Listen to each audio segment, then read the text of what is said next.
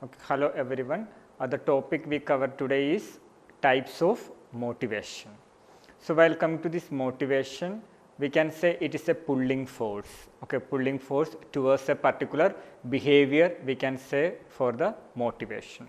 And in the psychology it doesn't study only how that behavior is occurring. So it includes why the behavior is occurring. So that comes the term why the behavior. So that is termed as a motivation. And this motivation, it is derived from a Latin word movere. So the movere, which means that to move. Okay, that is the meaning of, or to pull out. Okay, to pulling force. That is the meaning of this particular movere. So while coming to the motivation, so now we will see the definition. So while the definition, it is the motivation which occur inside the organism, and it is like an arousal, or it is a pulling force towards the achievement of a goal. It is a behavior towards the achievement of a goal. We can say as a definition.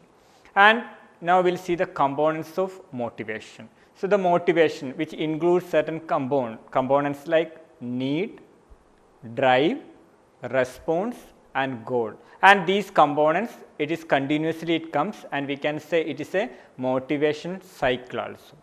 And we will see one by one. First one, need.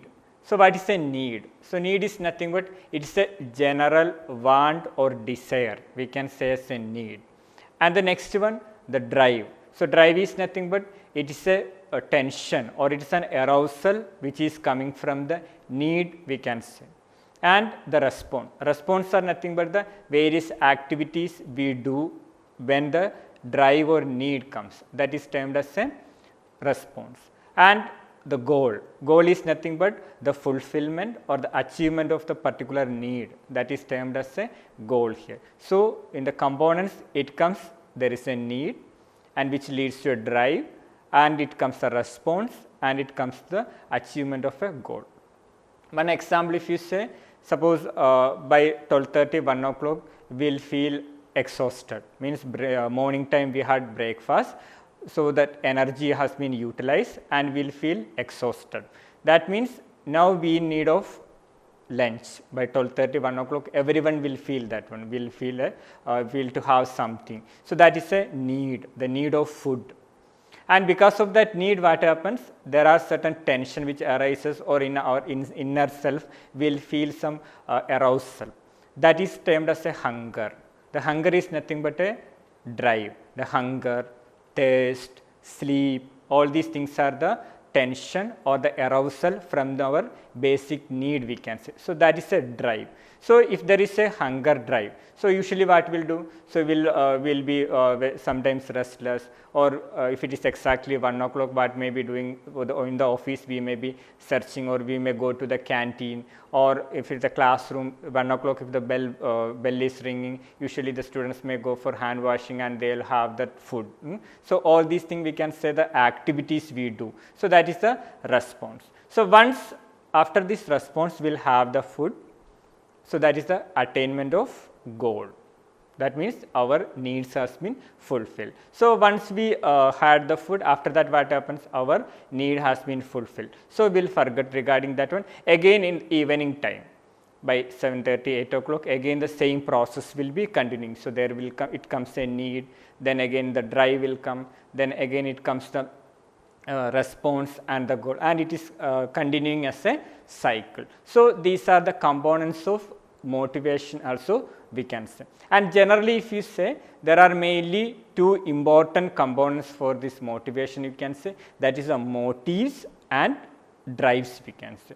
So the motive is nothing but these are the arousal, or these are the expression of our need. We have certain need, maybe food, water, sleep, like that we have the needs. So the needs, how we express it, that is termed as a motive.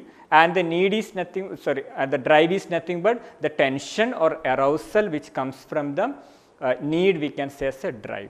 And generally if you say, there are some types of motives. There is a primary motives as well as a secondary motives are there. So while coming to the motives, you can say the primary motives, these are the basic needs of a human being for our survival.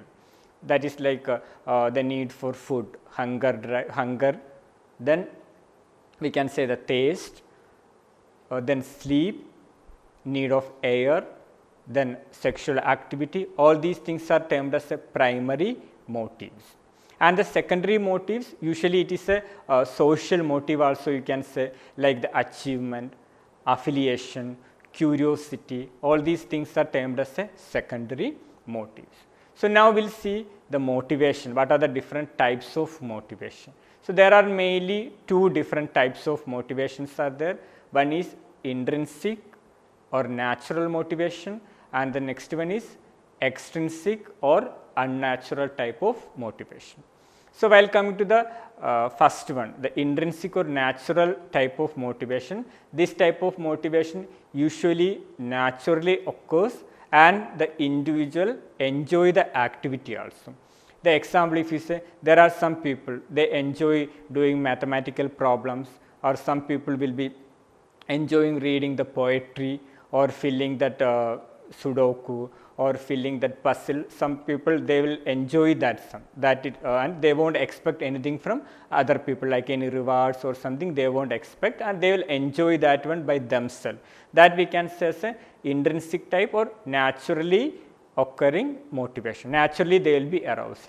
And come to the second type, it is the unnatural type, or we can say extrinsic type. So here what happens, so this type of motivation, there is no formal relationship to the activities, and usually the person will be, they may not enjoy this activity, they may be doing this one for some external purposes, like what we can say, if someone need a promotion, such type of activity, or for achievement, for the achievement of something they will do. So these are the extrinsic type or unnatural type of motivation we can say.